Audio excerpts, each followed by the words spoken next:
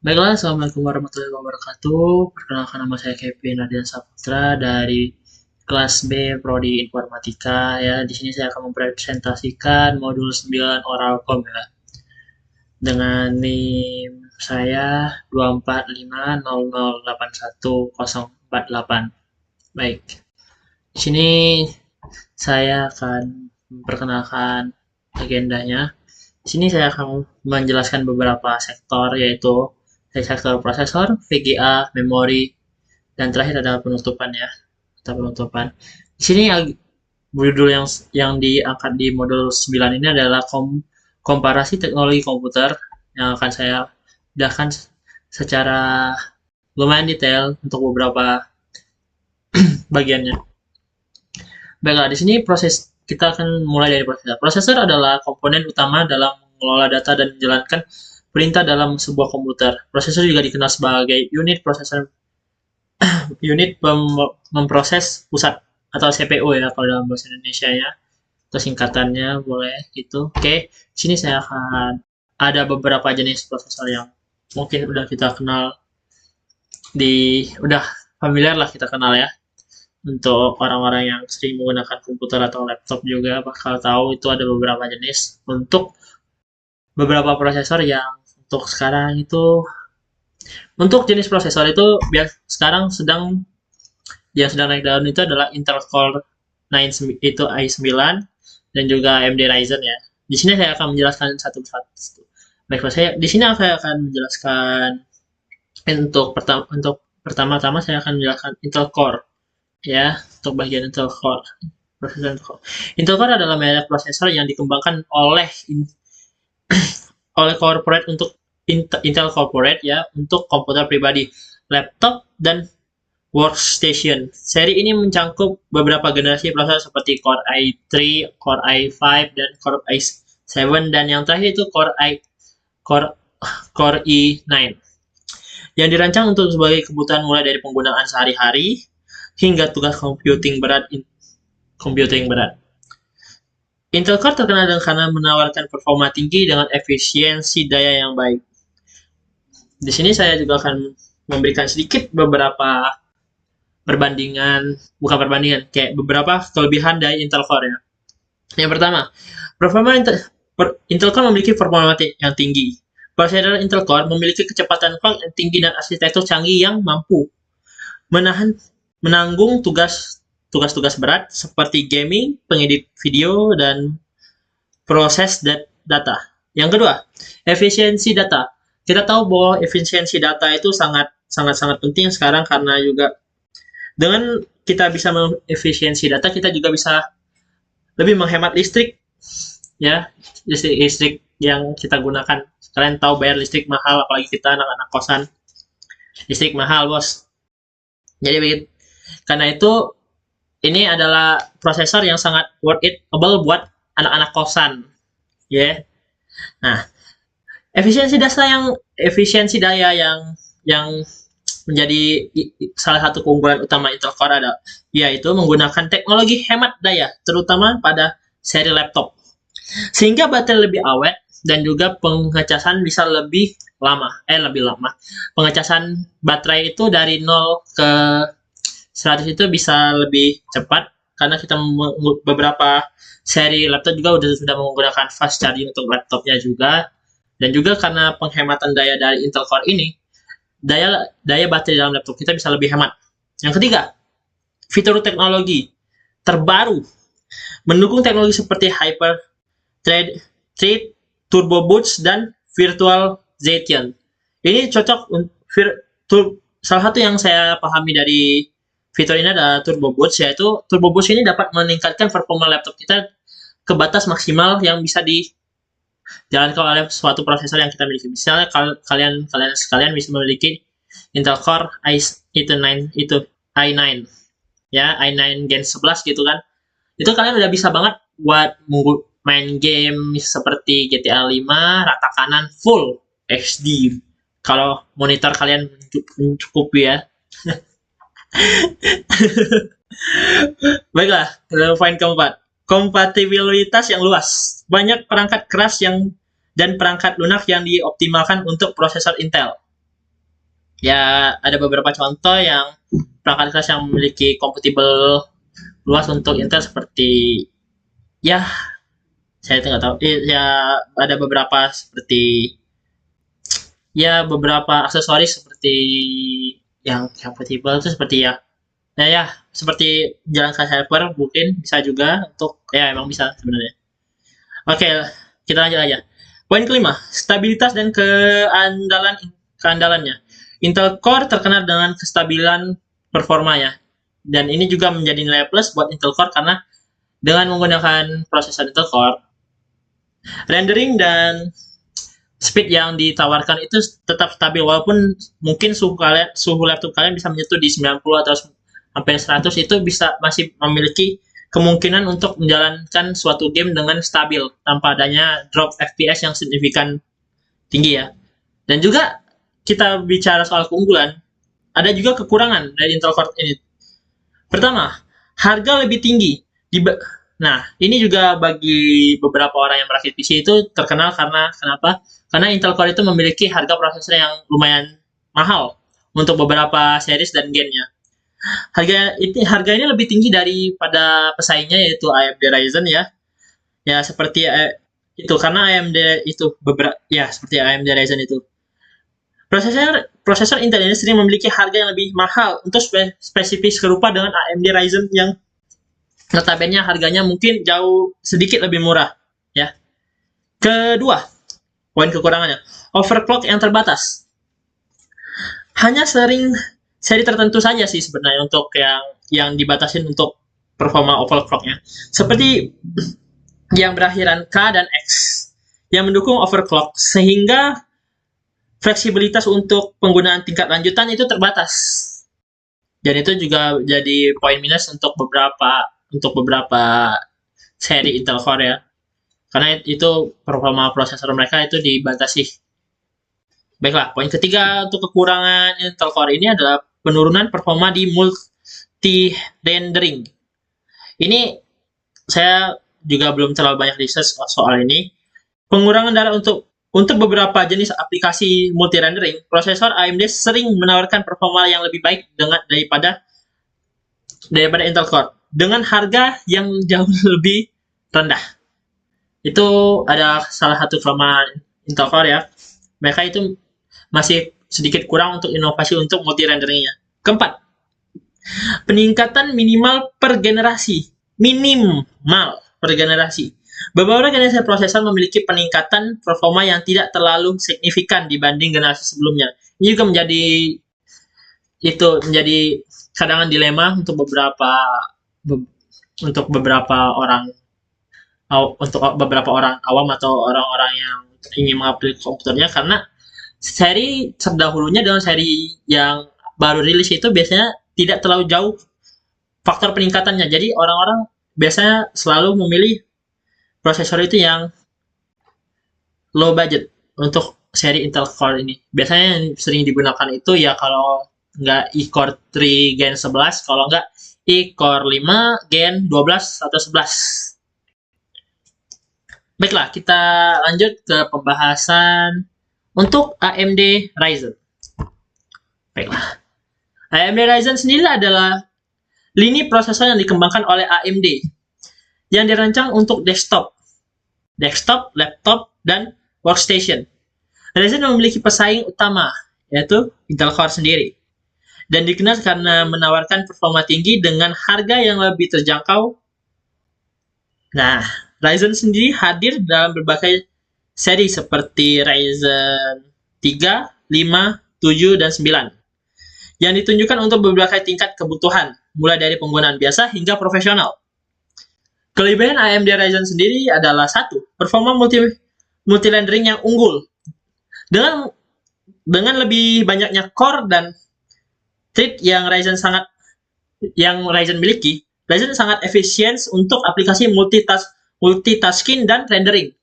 Itulah kenapa kita tahu di poin kekurangan sebelumnya Intel Core itu lebih rendah, itu lebih memiliki kecenderungan lebih tidak bisa menggunakan multi rendering karena beberapa faktor seperti pembatasan overclock dan juga karena jumlah pin core yang dimilikinya lebih sedikit daripada AMD. Nah, yang kedua, nilai plusnya dari AMD Ryzen adalah harga yang kompetitif. AMD menawarkan rasio harga performa yang lebih baik dibandingkan Intel dengan harga yang jauh lebih murah daripada Intel. Itu kenapa banyak orang-orang yang sekarang memiliki komputer atau ingin merakit komputer itu banyak menggunakan AMD Ryzen daripada menggunakan Intel Core. Baiklah. Yang ketiga, dukungan overclock di semua seri. Hampir semua seri AMD Ryzen ini memiliki fitur overclock yang sama. Hampir ya, bukan semua. Hampir semua prosesor ini mendukung overclock, memungkinkan pengguna meningkatkan performa sesuai kebutuhan yang akan digunakan kita sehari. Misalnya kalian memiliki tugas untuk membuat 3D model atau untuk bermain game-game berat, ini AMD Ryzen adalah salah satu pilihan untuk kalian yang ingin memiliki laptop atau PC dengan performa tinggi dengan budget yang minimum. Ya. Yang keempat, teknologi 7 nanometer.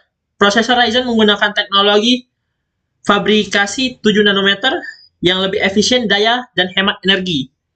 Kita tahu kalau Intel Core itu juga sudah memiliki teknologi untuk menghemat daya, tapi di Ryzen ini juga dia memiliki teknologi yang jauh lebih inovatif, yaitu teknologi 7 nanometer yang memiliki kompatibilitas untuk menghemat daya yang lebih efisien daripada Intel Core sendiri. Yang kelima, poin plusnya, compatible backward. Motherboard dengan chipset AMD sering mendukung beberapa generasi prosesor Ryzen, sehingga upgrade bisa lebih mudah. Kita tahu kalau beberapa motherboard itu tidak mensupport untuk beberapa jenis Intel Core yang lama. Nah, di sini hadirlah AMD Ryzen untuk mengatasi itu semua. Karena di beberapa motherboard dengan chipset AMD Ryzen sering mendukung beberapa generasi prosesor Ryzen terdahulu untuk motherboard mereka yang terbaru. Itu kenapa banyak pilihan untuk prosesornya sendiri untuk motherboard yang berjalan di AMD. Oke, kita lanjut ke jenis-jenis VGA ya. Kita tahu ada beberapa jenis VGA yang hype di luar sana. Dan salah satunya yaitu VGA Nvidia. Nvidia sendiri adalah kartu grafis yang diproduksi oleh Nvidia Corporate yang dikenalkan sebagai salah satu pemimpin dalam teknologi GPU. Produk Nvidia mencakup beberapa seri seperti GeForce, GTX, dan RTX, seri tertingginya. Yang dirancang untuk kebutuhan gaming, desain grafis, hingga kecerdasan buatan yang sering kita kenal sebagai AI, Artificial Intelligence, yang sekarang sedang hype-hype-nya di luar sana dengan banyaknya AI yang bermunculan seperti ChatGPT atau Gemini 0 itu 4.0 dan beberapa AI lainnya. Nah, kelebihan Nvidia sendiri yaitu 1. Performa tinggi. Nvidia memiliki arsitektur GPU yang sangat canggih seperti Turing, dan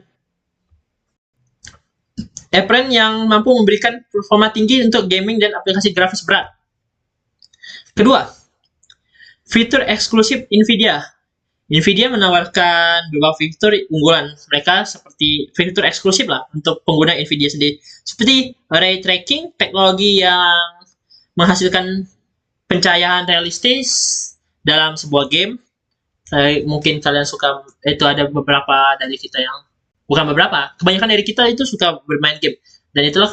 Dan Nvidia adalah salah satu tujuan atau banyak dari kita itu sangat menginginkan seri RTX 4060 ya, karena dia memiliki teknologi yang menghasilkan pencahayaan realistis yaitu ray tracking.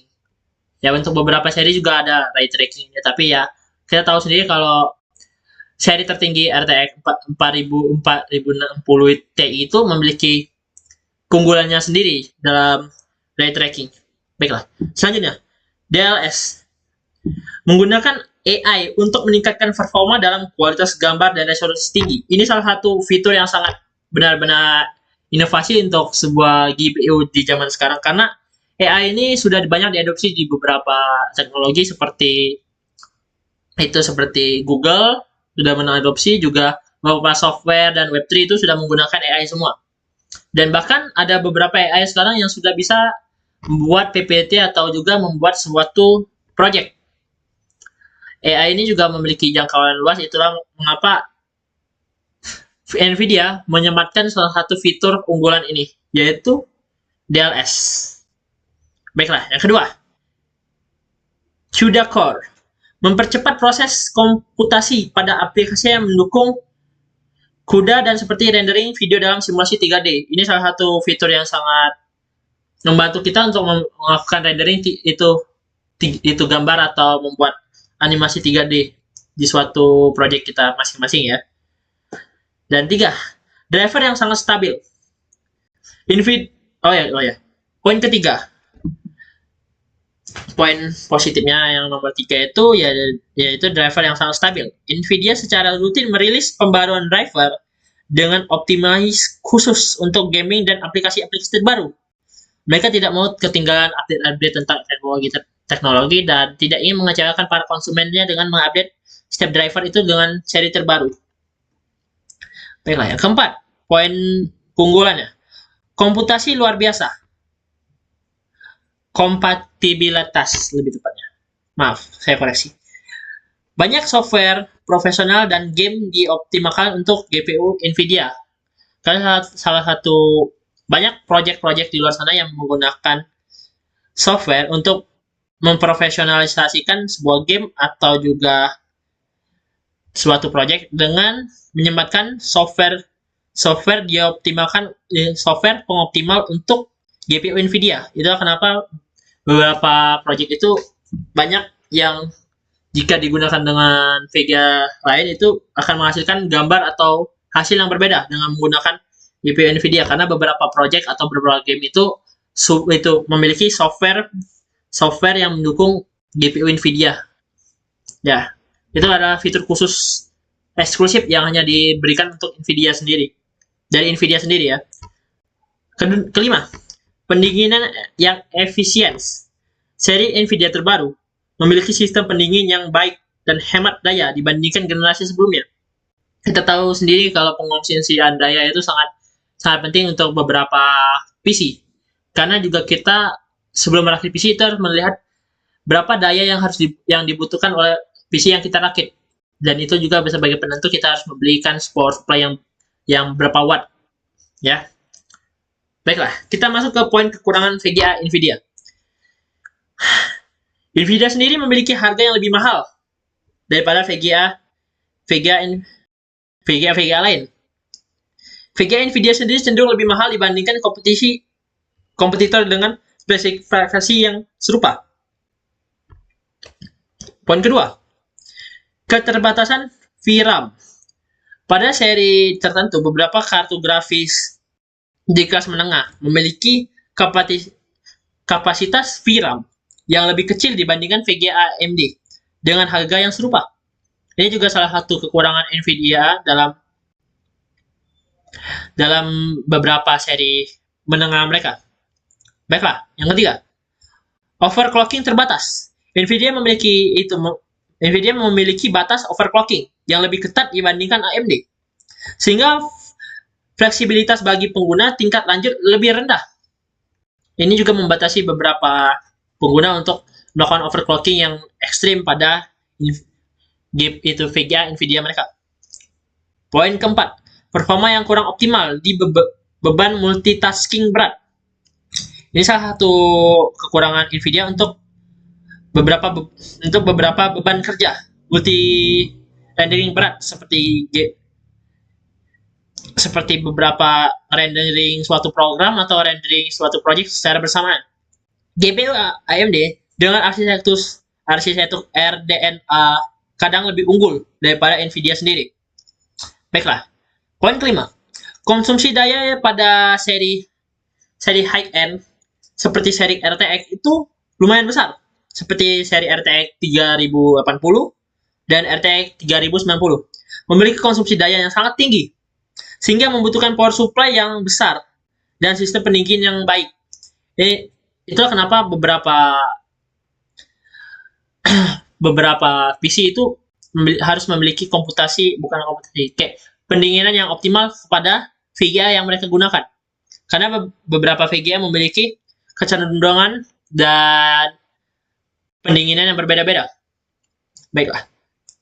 Kita masuk ke poin kedua. VGA AMD Ryzen. AMD Radeon. Maaf. VGA AMD Radeon adalah kartu grafis yang diproduksi oleh AMD. Seri Radeon terkenal dengan performa yang kompetitif dan harga yang relatif lebih terjangkau dibandingkan Nvidia sendiri. Radeon memiliki berbagai seri seperti RX 6000 dan RX 7000 yang dirancang untuk gaming, desain grafis, dan pekerjaan profesional lainnya. Kelebihan VGA AMD Radeon sendiri terletak pada harga yang lebih terjangkau. AMD Radeon sering menawarkan harga rasio dan performa yang tinggi dengan harga yang murah. Lebih baik daripada Nvidia sendiri, terutama di kelas menengah dan entry level. Untuk kita yang kaum mendang-mending soal VGA, ini AMD sangat bersahabat pada kaum mendang-mending seperti kita. Ya, seperti saya mungkin. Bukan seperti kalian mungkin beberapa ya. Baiklah. Poin kedua, performa multitasking dan multi-rendering yang unggul. Kartu grafis AMD cenderung unggul dalam beban kerja multitasking dan rendering. Dan aplikasi berat yang berbasis multi-rendering. Itulah kenapa banyak orang yang menggunakan komputasi atau server mereka menggunakan AMD Radeon untuk menjalankan multitasking atau server mereka. Karena cenderung lebih kuat daripada Nvidia sendiri. Ketiga, VRAM yang lebih besar. Banyak VGA AMD memiliki kapasitas VRAM yang lebih besar dibandingkan Nvidia di kelas yang sama, di garis bawahi. Sehingga lebih baik untuk aplikasi berat dan resolusi tinggi. Nah, poin keempat, teknologi terbaru. RDNA 2 dan RDNA 3. Arsitektur GPU yang efisien dan performa daya yang tinggi untuk teknologi terbaru AMD Radeon. Seperti ray tracking. AMD kini juga mendukung ray tracking dengan baik meskipun performanya masih di bawah Nvidia dalam beberapa game. Infinity Chess. Teknologi ini meningkatkan bandwidth memori, mempercepat akses data, dan meningkatkan performa secara keseluruhan. Poin kelima, dukungan open source drive open source AMD di Linux lebih baik dibandingkan Nvidia, sehingga cocok untuk pengguna Linux. Tidak seperti Nvidia yang memiliki pengamanan atau driver mereka sendiri yang lebih ketat. Nah, ini kita masuk ke kekurangan VGA AMD Radeon. 1. Performa ray tracking yang kurang optimal. Meski mendukung sistem ray tracking, performa AMD Radeon dalam teknologi ini masih tertinggal dibandingkan Nvidia sendiri. Poin kedua, driver yang kurang stabil di awal rilis. Kita tahu kalau AMD sendiri menawarkan dengan driver yang stabil dan update teknologi tiap drivernya. Nah, ini adalah satu kelemahan AMD sendiri, yaitu driver yang kurang stabil pada awal rilisnya. Driver AMD kadang mengalami masalah stabilitas atau kompatibilitas pada awal rilis kartu grafis baru. Nah, ketiga, konsumsi daya yang lebih tinggi. Beberapa seri high-end AMD Radeon cenderung mengonsumsi daya yang lebih tinggi dibandingkan Nvidia sendiri dengan performa serupa. Ini salah satu hal yang bertolak belakang dan juga menjadi tolak ukur mereka itu, Nvidia dan AMD sendiri. Ada beberapa jenis Nvidia dan AMD Ryzen sendiri yang memiliki kompatibilitas atau pengonsumsian daya yang lebih besar di range atau di kelas serupa dengan harga yang berbeda-beda ya. Yang keempat, kurangnya fitur AI khusus. AMD belum memiliki fitur sebanding dengan DLSS milik Nvidia, DLSS. Meski menawarkan FSR sebagai alternatif yang belum sebaliknya dari DLS, dan juga masih memiliki banyak kekurangan dalam FSR ini. Poin kelima, kompatibilitas dengan aplikasi tertentu. Beberapa aplikasi profesional seperti rendering 3D dan card lebih dioptimalkan untuk GPU Nvidia daripada AMD Ryzen sendiri. Itu kenapa banyak orang yang lebih menggunakan VGA Nvidia sendiri untuk melakukan 3D model atau cards, dan cards lebih dioptimalkan ke Nvidia sendiri daripada AMD Ryzen. Oke, kita lanjut ke pembahasan selanjutnya. Jenis-jenis storage atau penyimpanan lebih sering kita tahu. Kalian udah tahu penyimpanan itu banyak, ada beberapa jenis seperti SATA SSD, M2 SATA SSD, dan M2 NVMe SSD. Nah, yang paling pertama saya akan membahas yang SATA SSD. SATA SSD adalah perangkat penyimpanan berbasis flash yang menggunakan antarmuka SATA serial ATA dibandingkan HDD. SATA SSD menawarkan kecepatan baca yang lebih cepat, tulis yang jauh lebih tinggi dengan konsumsi daya yang lebih rendah daripada HDD pendahulunya. Dan kelebihan dari SATA SSD adalah kecepatannya lebih tinggi dibandingkan HDD atau generasi sebelumnya, dan menawarkan kecepatan baca tulis sekitar 500 sampai 600 Mbps per detik. Jauh lebih cepat dibandingkan HDD yang hanya mencapai sekitar 100 sampai 150 Mbps per second. Kedua, durasi yang lebih baik, durabilitas yang lebih baik.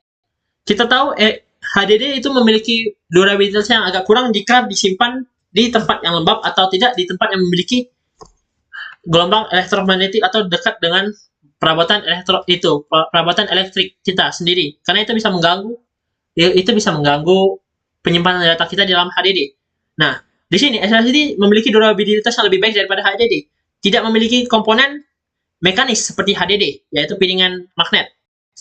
SATA SSD sendiri lebih tahan terhadap guncangan dan benturan daripada HDD. Kita tahu sendiri kalau HDD itu memiliki kecenderungan yang bisa membuat HDD itu rusak jika terlalu sering diguncang atau terbentur. Baiklah, poin ketiga, efisiensi daya lebih tepatnya. Efisiensi daya pada SATA SSD mengonsumsi daya yang lebih rendah sehingga lebih ramah baterai untuk laptop dan juga untuk PC. Dan juga ini menjadi nilai plus untuk beberapa laptop yang memiliki untuk memperingan bobot dari laptop kita sendiri atau pada PC kita sendiri. 4. Harga yang lebih terjangkau dibandingkan NVMe SSD. Meski lebih mahal dari HDD, SATA SSD memiliki harga yang lebih terjangkau daripada seri lainnya, seri di atasnya, yaitu NVMe SSD dengan kapasitas serupa. Poin kelima, kompatibilitas yang luas. Karena menggunakan antarmuka SATA, SSD jenis ini digunakan pada hampir semua perangkat yang mendukung HDD SATA, termasuk PC lama. Dan ini ada itu, dan kekurangan SATA SSD adalah kecepatan yang terbatas. Pertama, kecepatan yang terbatas dibandingkan NVMe SSD yang menggunakan antarmuka VGA yang dengan kecepatan baca tulis hingga 7000 Mbps per second. Itu terlampau sangat jauh dengan SATA SSD sendiri yang hanya mentok di 500 sampai 600 Mbps per second. Kedua, harga yang lebih mahal dibandingkan HDD SATA. SSD SATA memiliki harga per GB yang lebih tinggi dibandingkan HDD. Ketiga, tidak cocok untuk aplikasi dengan beban kerja yang tinggi.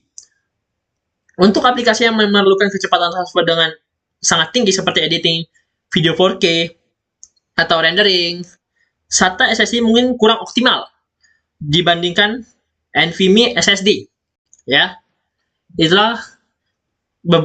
juga salah satu kekurangan yang sangat fatal pada SATA SSD. Tingkat Dan keempat, tingkat kehilangan data yang saat usia pada pakai habis.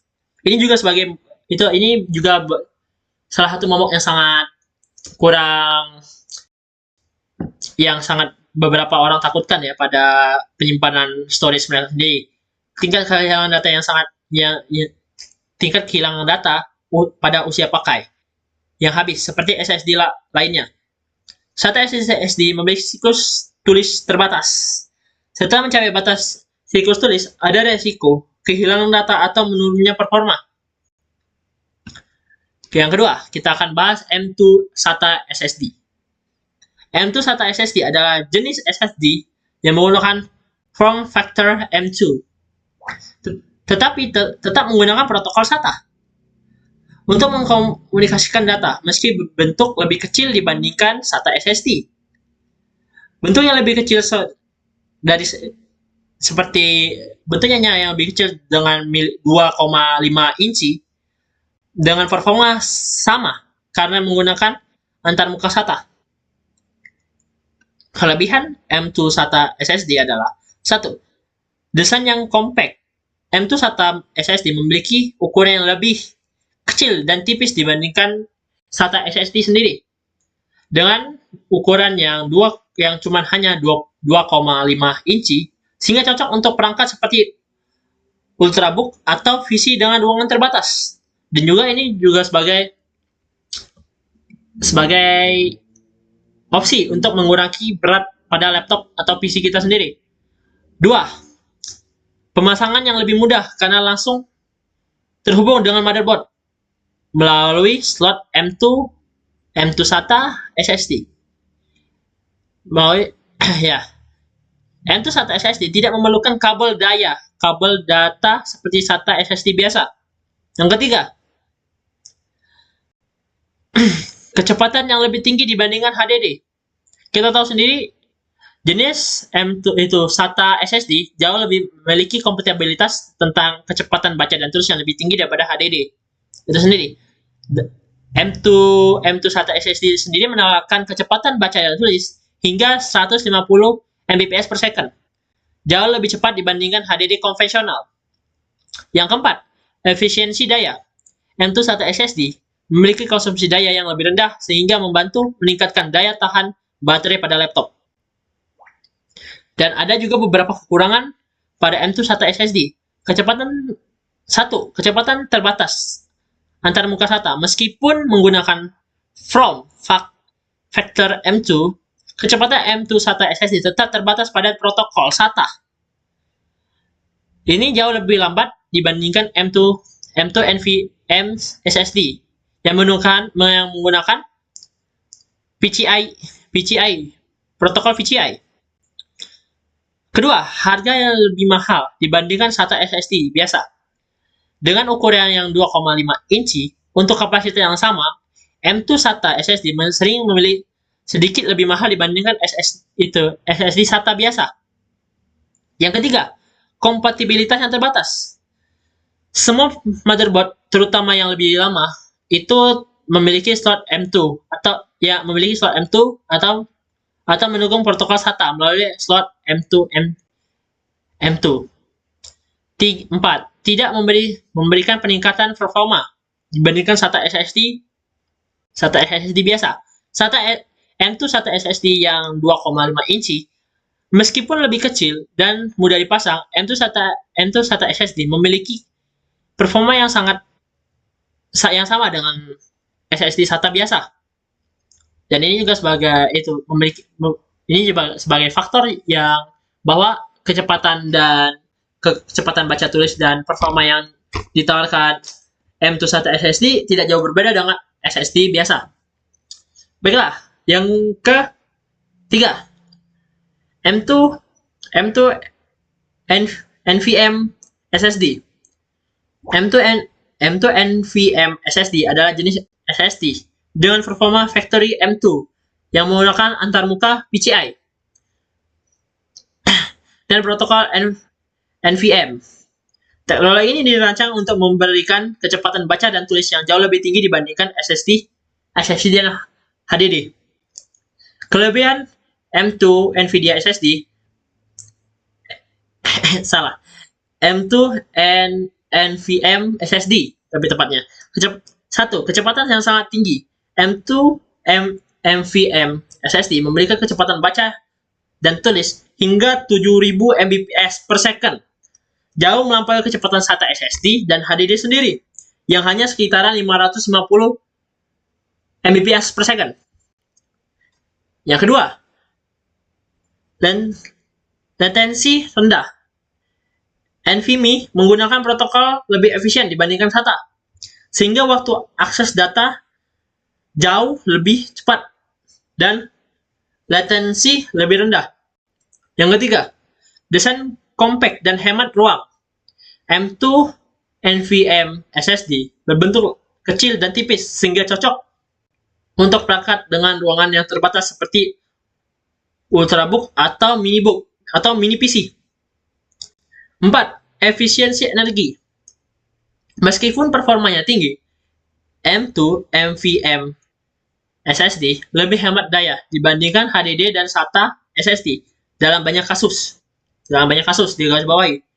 Yang kelima, itu dukungan multitasking yang baik. Berkat jumlah queue dan komen yang lebih banyak, NVMe sangat efektif untuk multitasking dan aplikasi berat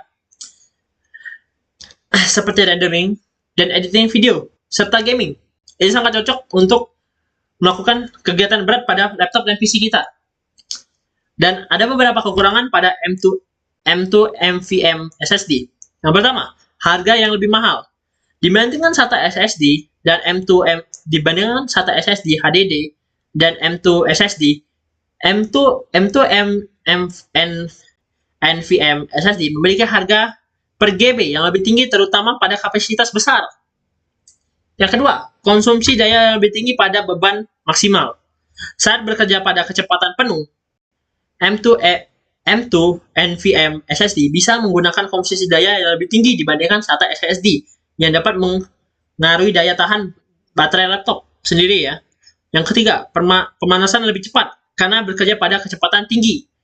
M2 NVMe SSD cenderung menghasilkan panas yang lebih banyak, sehingga membutuhkan pendingin tambahan, terutama pada penggunaan intensif dalam menggunakan aplikasi atau kegiatan berat. Itulah kenapa M2 NVMe SSD ini harus memiliki cooling system yang lebih mumpuni daripada cooling system yang kita miliki pada yang kita gunakan storage biasa seperti SSD atau HDD.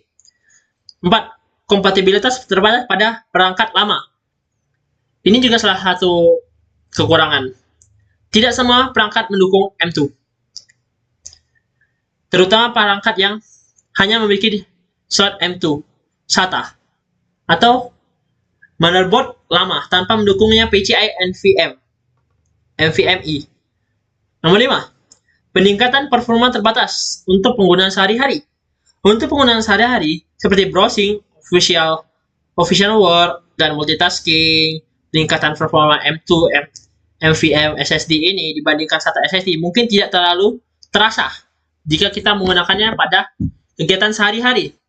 Itulah kenapa orang banyak menggunakan SSD SATA untuk kegiatan sehari-harinya daripada menggunakan M2 NVMe SSD. Karena pertama, harga yang lebih mahal.